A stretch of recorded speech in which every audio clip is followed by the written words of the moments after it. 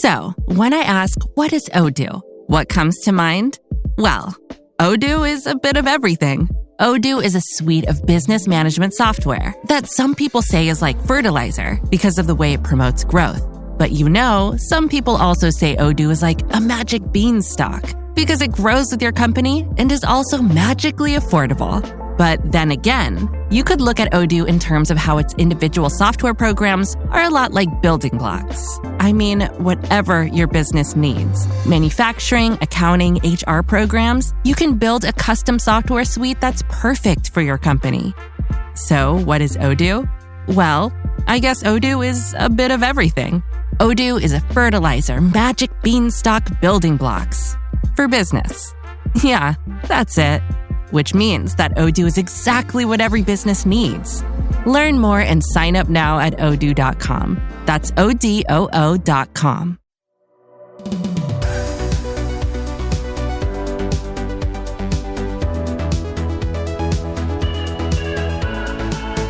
Welcome back to Shifting Schools. I'm your host, Jeff Utecht, and in today's episode, we dive into bold educational innovation with Dr. Annalies Corbin, author of Hacking School: 5 Strategies to Link Learning to Life. You'll hear how the PASS Foundation emerged from global conversations about student readiness and why it continues to challenge outdated educational structures. We'll unpack the idea of STEM identity and explore 5 powerful, durable Kevlar threads that Annalies argues are essential for lasting school transformation: student agency, cultural relevance, mastery-based learning, transdisciplinary approaches, and problem-based design. And yes, we go deep on wicked problems, what they are, and how they build real-world resilience and critical thinking in our students. Dr. Annalies Corbin is the CEO of the PASS Foundation, a pioneering nonprofit she founded in 2000 to bring research and real-world learning into classrooms and communities. A trained anthropologist and archaeologist, she is taught at Eastern Carolina University and has grown the PASS Foundation from one school partnership to an international force in educational R&D. Through the PASS Innovation Lab and the Learning Unboxed podcast, Dr. Corbin continues to connect schools with the meaningful, future-focused work that prepares learners not just for exams, but for life. Whether you're a teacher, administrator, or just someone who cares deeply about the future of education, this conversation is packed with insight, real talk, and ideas you can bring to your school and community right now. Get ready for a passion-filled episode. And with that, on with the show.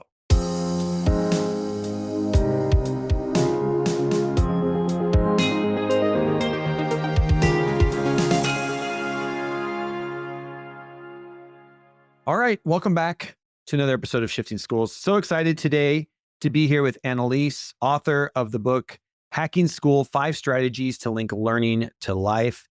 Annalies, welcome to the podcast. I'm excited to dive into your new book, talk about the research that you have been doing over the last few years. And to get us started, you start off with the book talking about your past with PAST. I like how that all works out. So maybe get us started in where's the foundation of this come from? And then we're going to jump into some ideas coming out of the book and talk about what this might mean for education in the future as we try to hack schools. So thank you for being here. Absolutely. Thank you for having me. So the origin story of PASS Foundation. So I was an applied research scientist. My background, I'm an anthropologist and archaeologist. And so I was a university professor for many years. And in that role, in conversations with other faculty at numerous institutions all over the world, we were really struggling what was going on about the late 90s, early 2000s with the students that were showing up in our programs. These are super smart young people, incredibly capable. And what we saw repeatedly was that they lacked a whole set of fundamental skills. I always used to say these were super smart people who couldn't navigate their way out of a paper bag with a Klieg light on their foreheads. Totally not fair, but from my own field experience, so incredibly true, right? Yeah. And so we started having a series of conversations across the globe trying to understand this phenomenon. What's going on? Because these kiddos could kick the GR butt or the MCAT or the LSAT or whatever exams they had to take to get into grad school, for example, or undergrad.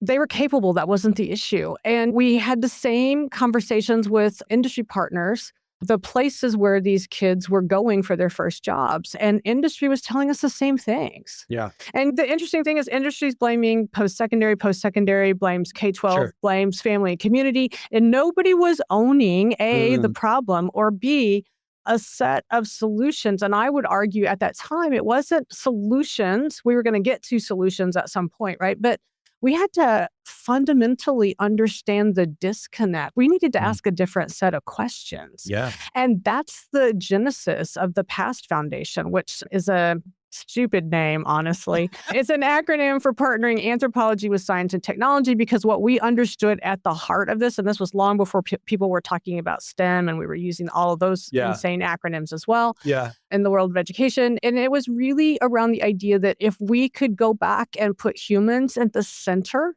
and ask questions about what the heck are we preparing kids for to begin with, and how are we going to get there? If we had a different set of questions, maybe we would come up with a set of solutions that could be meaningful. And that was 25 years ago. Wow, that's great. And talk a little bit about your work now. Where are you at now? What are you doing now? Like, you started this 25 years ago. Where is this expanded to? So we are based in Ohio, but we work all over the U.S. and other parts of the world. We've trained just shy of 25,000 teachers around the globe in transdisciplinary problem-based teaching and learning, which we could talk about that. That's all the purpose of the book, if you will. And about 3.2 million students now have gone through the programming, if you will. And the work today is really at our heart. We are an education R&D prototyping organization, is how I like to describe the work that we do. And we do that by partnering up with business and industry, or post-secondary, community, K-12. It doesn't really make any difference. And we co-design new solutions that fit the local need. And we field test them. We've got an entire research division. We do the work that K-12 would love to be able to do, but oftentimes just with the constraints of the day-to-day and the inability, right? So within the system that we're operating in, to stretch too far outside in the moment. But if we have a finalized sort of solution that we could plug and play in our community, that it could be a game changer, right? So we can serve in the capacity of being both the catalyst and the impetus, but more importantly, the designers, co-designers, and the field testers of that idea, so that what we actually plug in doesn't create a pause. Ooh, I love that. I love that. I want to dig into your book a little bit and talk about some of the things that I think resonated with me, I think will resonate with our listeners, and just get a little more in depth of some of the things out of the book. At the start of the book, you talk about a moment where you witnessed this, quote, what you call STEM identity with students. How did that change? What is the idea of STEM identity? And then how did that kind of become the almost like catalyst for a lot of this change that you're seeing? Sure. So we refer to STEM identity as that moment when students can see themselves with endless possibilities. And what we know, right, especially, and you could apply the same concept to anything. We do a lot of work in STEM because there's so many career and job opportunities that are available across those disciplines. And we also know that there is very limited pathways for many students around the world to get access into these careers that are high paying, they're sustainable, they're invigorating, there are lots and lots of things. So for us, we've really focused on understanding the levers that turn kids on and off. We've all seen the imagery, we've experienced the, oh my gosh, I just can't do that math. As an example, all kids can do math, right? Yeah. But we have these mindsets and these experiences that come along the way that become these barriers that set us up for believing that we cannot. And for us, STEM identity is understanding when those things happen, because they're levers. That's all they are. But if a lever can turn a kid off, a lever can also turn a kid back on. And what we see is that when those levers are shifted, that is when students embrace their STEM identity. And it is profound when this happens. And you can watch it. Their entire demeanor shifts and changes because all of a sudden they believe that they can do anything. I love that. In the book, you spend a lot of time talking about what you refer to as the 5 key strategies, or what you call the Kevlar threads throughout the book. Why the metaphor of Kevlar? And can you talk about what those 5 key strategies are? Sure. So the metaphor for Kevlar is because Kevlar is incredibly strong. It's resilient. It's lightweight. It can be woven into just about anything, and you don't even know that it's there, right? It's powerful. It can stop a bullet, right? Yeah. And yet it's incredibly lightweight, it's malleable, it's all of those sorts of things. And when we think about these 5 key elements, and the genesis of the 5 key elements is I started to ask these questions as we were really getting at the 15 and 20-year mark in this work, and going from community to community, school district to school district, going through these transformative processes, these initiatives that just keep coming and coming and coming and coming, right? Because the system itself of education, K-12, in the US, but other parts of the world as well, the system is not being re-engineered. Right. That is its heart is the problem. Yeah. So you kept having these initiatives coming over and over again. But some of these transformative processes, they were sticking. They were lasting 10 years or more. The people who were involved with them at the beginning could leave and move on to other things. And yet this powerful thing, this transformative idea in education and a particular community or location was still living strong. And I wanted to understand what that was. And that's one of the things that we found is that in those initiatives that lasted 10 years or more, they all had these 5 things. They had other things because they're all locally derived, but these 5 existed in every single one that persisted. And there's a lot of value in understanding that, right? And so the 5 things were that student agency is all over whatever it is, that honoring of the student's ability to have a role in their own learning and their destiny. The second is around cultural relevancy or resiliency. And that's not about politics. Also, those from the US has nothing to do with all of those sorts of things that are happening in local communities or state legislators or legislatures or whatnot. It's about recognizing that whatever we're teaching, whatever we're learning, if our kids can't identify with it in some way, they will never engage with it. That's cultural relevancy. The third thing is mastery or competency based. We have to eliminate the artificial time constraints around on Tuesday at 2 p.m. We're going to spend 15 minutes. And at the end of that 15 minutes, you're going to know deeply this thing. That's insane, right? So mastery is another piece to it. And then transdisciplinary, and that basically means we're going to remove the artificial silos that are content. The real world doesn't function that way. I don't stop what I'm doing to do social studies and then stop what I'm doing to do some language or a science or whatever. That's, again, insane. So if we want people to function well out in the world, then we need to teach them to function in the world. And so what we're teaching has to be reflective of that. So that's the transdisciplinary piece. And then the last Kevlar thread is problem-based. And that is that hands-on, fully approachable way, a tangible, touchable way, and understanding the interplay of all the different pieces and parts. So those are the 5.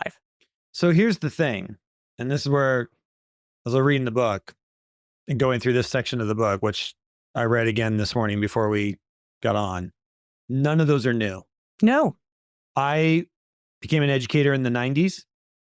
All of those things. I was taught problem-based learning, project-based learning, UDL, like you name it. We've always said that students have to have agency in their learning. We've always said that you have to engage. Why aren't we doing it? It's hard. It's hard, right? Because, and here's the reason it's hard. It's not because the educators don't want to do that. Most educators go to teaching because they love the learning process, right? They want to really engage meaningfully in that space. But the system that we're currently operating within is so obsolete. It's based on a completely different model, right? It's that old factory-based. So one of the ways that I like to think about it, and I don't even remember who said this, it's not my phrase, but I can't for the life of me remember who said this way back when, but the shift we're talking about right now is not really even about 21st century education, right? We're talking about at least 22nd century education. And we're talking about a shift away from an industrial model or a system to an ecological one.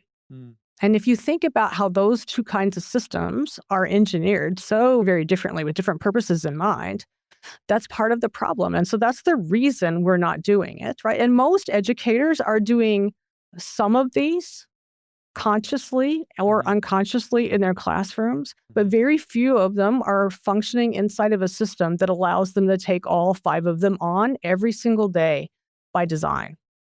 And how much of that is not even the K-12 system, but I will be working with, I'll just use high school teachers because it's usually where I get where they're like, Jeff, I would love to do that, except my kids have to pass the SAT to go to university. And so now, to your point, as we started, now we're blaming the university system because they say, well, universities don't want those kids. Universities want kids that can score at least 1,100 on an SAT. And I'm not doing my job unless I'm teaching kids to pass the SAT so that they can go to university because I want to get kids out of poverty. And that's how you do it. You go to university and the SAT is there. And I find the kids bomb out because they're not prepared to learn in the university setting. And so how do we get rid of the SAT? And I think one of the things that's fascinating to me, because I do see that, I think after the pandemic or during the pandemic, we saw a lot of universities pull back and say, we're not going to use SAT scores. And that lasted for like 2 years. And now all of a sudden they've all put this SAT back in. So when we talk about these systems, I think that is a huge one that I hear about everywhere I go. And I work internationally as well. And it's the same thing I hear internationally. Like, I'd love to do all of this, Jeff, but my parents expect our kids to get a minimum this on the IB score, a minimum 1,200 on an SAT. And the only way we know to make that happen, because that test is set up this way, is to teach this way. And then that trickles down from high school to middle school because middle school's got to prepare them. And next thing you know, we're all frustrated that the system's not changing. Right. So when you look at this from the work that you're doing across K-12 educational institutions and the workplace, do you see some of that starting to change? Are we making cracks in those walls across an entire system? Do you see any of that? I'm seeing threads of it by design, very deliberately starting to happen. And the thing that's really interesting to me is that if you make the shift, so if a high school makes the shift and says, we're going to take this on and we're really going to do it this way, this full transformative way, your test scores will go up. But it's really hard to embrace that because it's terrifying. There will be a wobble. There's great research actually about this. There's going to be a dip before they go up, right? There's fabulous research about this. Yeah, lots of research. But not my kid. Yeah, I don't want my kid to be in the dip.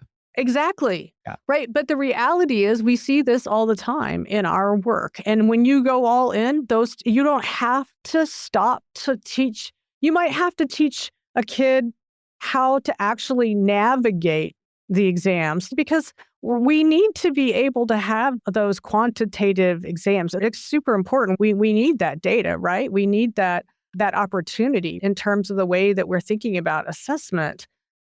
But it doesn't have to be the end all be all. And if we stop teaching to that, other than maybe some process pieces, just so kids know what to do, their test scores go up and they go up substantially. And I always say this all the time. I would put up our kids against any kids out there. Yeah, I agree with you.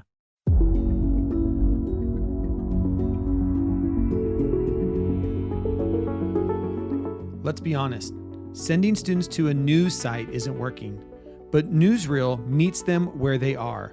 Designed like the apps they already love, Newsreel brings real journalism into the gamified, student-friendly format. They rack up streaks, take quick quizzes, and actually engage with world events. Teachers get insight too, with dashboards that track article reads and quiz results. Head to newsreel.co/shifting schools. That's newsreel.co/shifting schools, all one word, and get free access just for being a listener. You get to download it, play with it, and get ready to understand how this might impact your coming school year. Again, that's newsreel.co/shifting schools. See the show notes for a direct link today. I love these two quotes from your book as we were just talking about this. And I just want to quote from your book. I love this one. What if the effect of the COVID-19 pandemic on education isn't about new models of instruction, but instead is the larger realization that our current approach to system thinking in our paths without a relevant destination? This raises the question, what are we preparing kids for? This is a seemingly simple, maybe even downright foolish question to ask, and it is far more complicated than 50 or even 100 years ago. And I think that is part of this constant thing. And for better or for worse, I think the pandemic really showed holes in our educational system in where we are preparing. I was reading even a stat just the last 2 days, because my other work is around generational leadership. And my quote, and the quote here, and our audience has heard me say this a million times, but like my tagline is preparing students for their future, not our past. And there was some great research that just came out to, I think, and this goes with our conversation here, that we have an unemployment rate right now of 4.2%, which is still quite low in the United States. But for new graduates coming out of university, it's actually double that.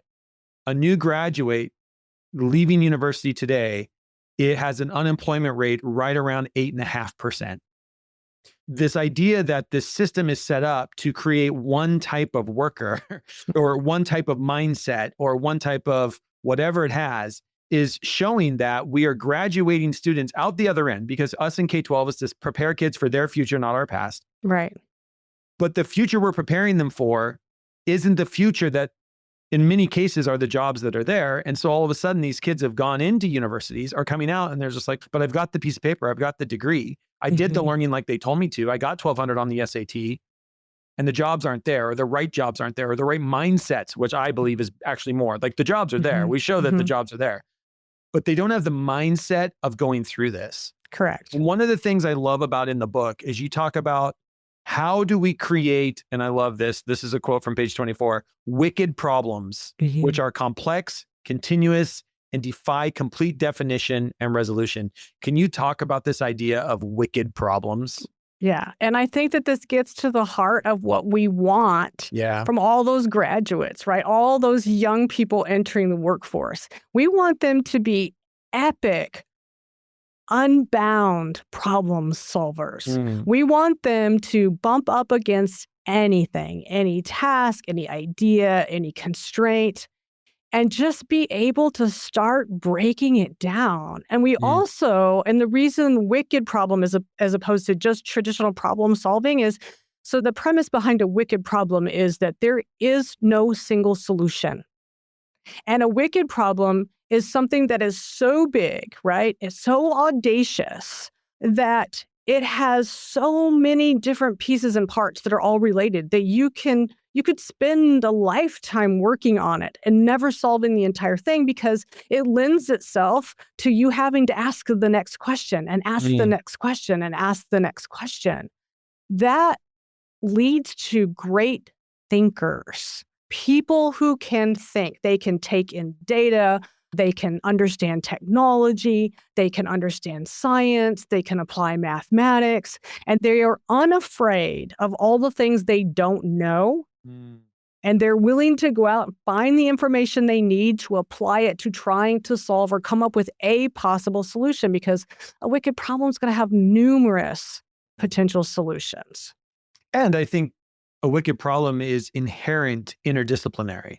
Oh, absolutely. Like before you get started, you have to know the history of the problem, right? So now we're into history, and then you have to understand what are different methods that have already been tried. Right. What's the next step? Where do we go? And then I think that's where you start getting these big ideas, right, around wicked problems. And it reminds me back when I was teaching sixth grade, and we had one question. The way that they split it up, I was the social studies science teacher, and then the other teacher taught the other things. It was a small school in Saudi Arabia. But we had one question for the entire year because we were studying great civilizations. And so the question was, what makes a civilization great? Great, yeah. And especially in Saudi Arabia, I had 28 kids and 17 different nationalities.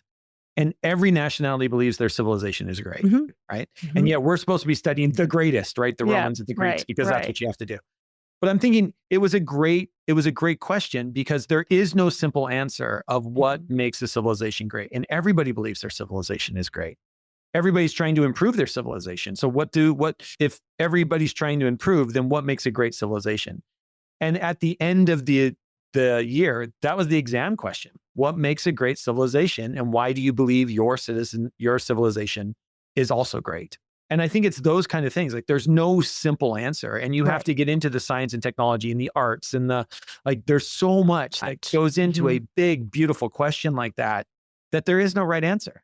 And that's okay. And I think we're so stuck on there is a right answer, and we set kids up for this, but you have to get past this idea that there might not be a right answer. There might be multiple right answers, or there might not be an answer at all. And we set kids up to see failure Mm. if there's not a singular answer or Yeah. response. And I think that the other thing that I love about utilizing the wicked problem as the mechanism by which you could really recraft everything that's happening on a learner's journey is because it builds confidence and resiliency Mm. so quickly, which gets back to that identity formation, Sure. right? No matter which labels that you want to put onto it. So that's one of the reasons why it's so profound, right? Because when you have a student that can bump up against something and you hand them something they've never experienced, they know nothing about, and they're just like, okay, great, I'll be back to you in a week. Yeah. Wow, that's profound. Yeah. Other than, okay, tell me where I should get started. You can watch the kids step through the process of becoming that confident of Mm. a learner. How do you, so I think this is something else that I've ran into in the work that I've done as well, consulting, is I get a teacher who really wants to take this, right? They read your book. They're all in on this. They want to create wicked problems. They're a 8th grade ELA teacher. Doesn't matter, right? Let's pick 8th grade. And they try to implement some of this stuff, and they instantly are failing because the kids just want the questions that they can answer and get the score on. Because by the time we get them to middle school, high school, they're already learned to quote unquote play school. And so then you have a teacher who's now very frustrated because they want to buy in.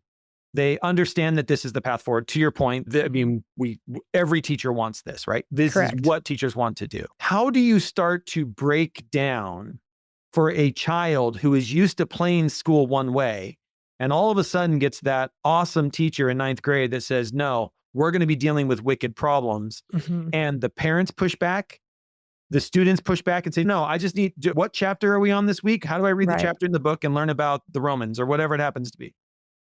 How do you support the changing of the mindset? Yeah. So that's why you need all 5 of these things, Mm. right? You have to have all 5. And so that's where agency and that cultural relevancy piece come to play, right? Because the reality is even your most type A kid, Yeah. right? Who's the one who wants to know on Tuesday at, 2 p.m., I'm on page 42 and Yeah. we're answering question number 3, Yeah. right? Yeah.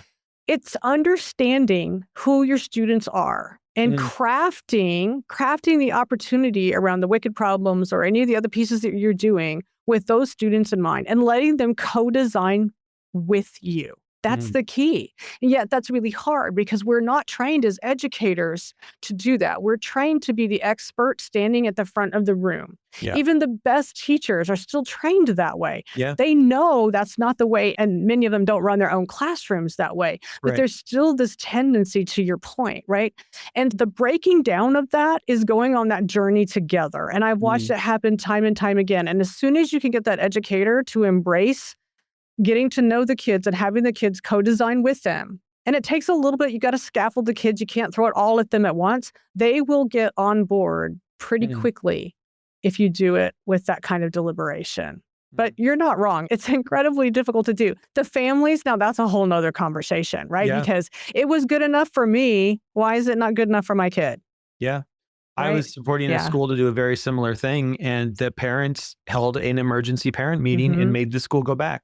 Made the Yep. school go back to A through F because that's what school should look like. Yeah. And I think at the root of it, this is what, a lot, again, when I'm working with these communities, this is the hardest part is like Yeah. for better or for worse, education, specifically here in the US, but I would say around the world, education is the one thing that everybody in the room has gone through. Right. Whether it worked for you or not, whether you were successful after you went through it or not, everybody went through it. Everybody remembers their best teacher. Everybody remembers their worst teacher. And if it was successful for you, which for the majority of us it was, not everyone, but for the majority of people, it is a successful institution. If it was successful for me, then I wanted to be successful for my child. And the way that it's successful is to look exactly like it did when I went Right. through school. Correct. And so there's all of this like just social pressure on an institution that is constantly saying we want change, for the community saying we want change. And as soon as schools try to take on a radical change, they're like, well, where's the A? Okay, you changed A to a 4. Okay, I can get on board with that. I get 4, 3, 2, 1 is A, B, C, D, F. I can get that. That's a radical change right now. Like we're not getting, how do you support, what does that look like to support a community? Like how much community involvement does there need to be when a school decides or a district says, look, we're going to prepare students for their future, not our past. And their future is not sitting in industrial revolution, putting buttons on jeans. That's just not where we're headed. How do you support a community doing that? Yeah, so it's hard let's just call it what it is. It's very difficult. I think a couple of things. So the first one that I've seen in our own work time and time again, where we have the greatest success, and I start with districts and I say, look, you're willing to make this change. Good on you. That's super awesome. But the hill you're about to climb is epically steep, right? Yeah. Start with a coalition of the willing. Start with a coalition of the willing. Almost like a school inside a school or like a small cohort? Yeah, something. Or a set of teachers who say, hey, I would like to try this. And the same goes with the families, right? Explain what it is. You hold those community forums. Who wants in? Because you're going to have families because school, as we know, it doesn't work for a lot of kids. Yeah. Especially as they get older and with the social pressures and with the mental health issues that we're seeing, especially post-COVID, it's only getting worse. Yeah. So you've got a lot of families out there that if given another choice, whether they have any understanding of that other choice or not, they're still going to opt in because they're terrified of losing their kids. And that can be defined 1,000 different ways. Yeah. So start with a coalition of the willing. And that coalition of the willing then becomes the proving ground for the concept. And here's what I can tell you is that I've seen it so many times, right? And it takes a lot of work and everybody has to recognize, and you have those community conversations that are very frank. We're going to see a dip. This is what's going to happen. We're going to have all these supports around this. We're going to give this thing a try. And oh, by the way, you're committing to this for X period of time. This is not just like a one and done, and we're going to see what happens at the end of the year. If it's done with fidelity and the community is engaged in that conversation, those coalitions of the willing, what I've seen over and over again as the next year, so May rolls around, right? And phone calls are being made to the administration. Don't you dare put my child in the traditional path or classroom next year. Don't you do it. These are the same parents that hesitantly opted in to begin with, right? Yeah. And then you've got the other parents, oh my gosh, I want my kid in that program. It happens. And I think it happens all the time, but you have to start with that coalition of the willing. Because if you try to go, I would argue, if you try to go all in mass, right? That's just a top-down approach saying you shall do. You're voluntelling everybody, students, families, educators, and that's not going to work. And I also think we're in a time period where if we're not getting innovative, we're going to continue to see students go to private schools. We now have a micro school movement going on because I think there is this, parents are seeing and wanting different. We're also seeing in public schools, like I've got a public school district here in the state of Washington that now has broken out just at the high school at this point, but have broken out almost a smaller specific school. So they have a STEM school, and then they're creating a second high school that is all based on project-based learning. And then they still have we call big box school, right? Their traditional school. Comprehensive, comprehensive school. And you're allowing parents, again, that choice within the public school system. Correct. If you're not allowing parents choice within the public school system, they're going to go to the charter school. They're going to go to the private school because we're not willing to innovate within the system that we have. Yeah, and to exactly. Your point, you don't have to be it doesn't have to be the entire comprehensive high school, but 300 kids in a community of 10,000 high school kids is a nice small cohort that can continue to move forward. So I love that idea. I think it's a great approach. We're talking to Annalies Corbin, author of Hacking School, 5 Strategies to Link Learning to Life. We will make sure that there's a link to the book in the show notes where you can go buy it and read it for yourself. Incredible work. And I think just very motivating for teachers of this is what we want to do. This is the passion. Take the book, take it to your principals, take it to your superintendents and see where we're going. As you think about the future and you imagine a student 20 years from now shaped by all 5 of the strategies in your book, what kind of citizen, worker, or thinker do you imagine they become? Where do you see this unfolding if we can get to this place? So I think first and foremost, these people are invested in their communities. Mm, They understand what it means to be a citizen. mm, They're well-rounded, they're engaged. They understand the systems of their communities, they understand the policies of their communities, they understand the work of their communities and the opportunities that are there. And they're all in, right? Because mm, they're very well-rounded thinkers, they're competent, they can speak, they can communicate, right, in ways that allow them to be deeply engaged. mm. When I step back and look at the group of young people that are entering the workforce, right, they're Yeah. incredibly passionate about all kinds of things right now. Yeah. The young folks that are that sort of 23 to 28 range right now, Yeah. and even our older folks, but they are wandering in the wilderness with understanding how to truly have a meaningful impact beyond Mm, a very small social group. They don't mm, understand how to plug in at the community level. And I think that is just a need to be a fully formed citizen. These people are going to be global thinkers. mm. I love that. Mhm. And it makes me think too, back to one of your pillars, that it has to be culturally relevant. I think of all the time, and I don't get to be in front of kids very often these days, but when I do, I was doing a training the last 2 times I've done AI training with students. I always talk about the environmental impact, right? Mhm. AI is great and all this stuff, but you have to understand there's an environmental impact with water and electricity and what is this doing? And I don't like, I only get an hour with them, so I don't touch on it a lot, but I do touch on it. Mhm. And every single feedback form that I get, the number one takeaway is I didn't understand the environmental impact. I Right. want to learn more Right. about the environmental Mhm. impact. And all Mhm. I keep thinking is, if I was that teacher, that's the hook. You have a 100%. generation Yeah. who is very climate focused. Yep. And I'm so proud of for them for being climate focused. Yep. That's the hook. That's Mhm. the wicked question. Mhm. How do we have AI and environmental impact? How do we make sure that our environmental impact is, and how do we change it? What do we need to do? What policies need to be put? Like, kids can wrestle with this stuff. Oh, yeah. And Mhm. it's so fascinating to me because it's sitting right there when you ask kids, what was Mhm. the big thing? And it was all, and I was like, you didn't like the cool thing that we made these funny pictures. No, they don't care about that. They care Yeah. about the environmental impact this stuff's going to have, which is amazing. And I love Mhm. it. Mhm. But that's the question. That's the wicked question, because nobody has an 100%. answer to it all. It's not a Correct. simple answer. As we wrap this up, teachers have gone, they're getting this book, they're sending this book to their principal for a summer read, whatever it might be. What's one thing you hope every educator takes away from the book? Not just intellectually, but also the mindset shift. What's your That hope? What's your takeaway?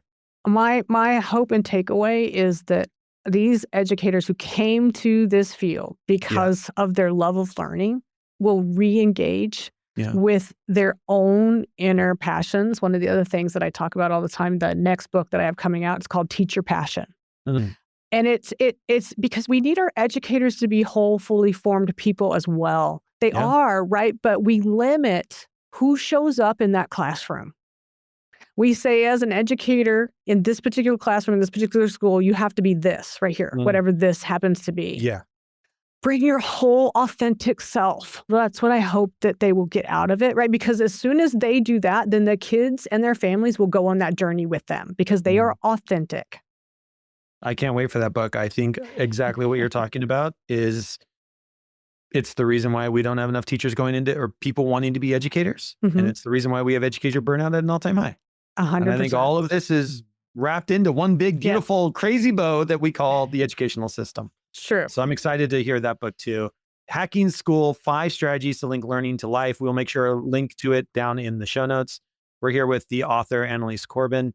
Annalies, thank you so much for spending time here with us today at Shifting Schools. As we get ready to sign off, if educators or administrators want to reach out to you, want to learn more, want to engage with your foundation, where should they go?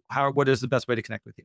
So you can find me on LinkedIn, just Annalies Corbin, or you can go directly to the PAST Foundation website, and it's just pastfoundation.org. Awesome. And there is an info sheet. We will get back to you. We've got so many different ways for you to engage in the work that we're doing. Awesome. Thank you so much. Thank you for being here. All of that information will be down in the show notes. So if you're driving, don't worry, when you get to work, just come back over to Spotify, click on the little drop-down menu, and you'll get all those links there. You don't need to memorize them every time. Annalies, thank you so much for spending time with us today. Thank you for writing the book, and looking forward to more. Yeah. Thank you so much for having me. I appreciate it. Hey folks, thank you again for tuning into this week's episode. I want to let you know that if this conversation has you feeling curious about the future, you can join me for a free 45-minute webinar coming up July 17th. That's going to be at 8 a.m. MDT, 10 a.m. EST, or 3 p.m. GMT.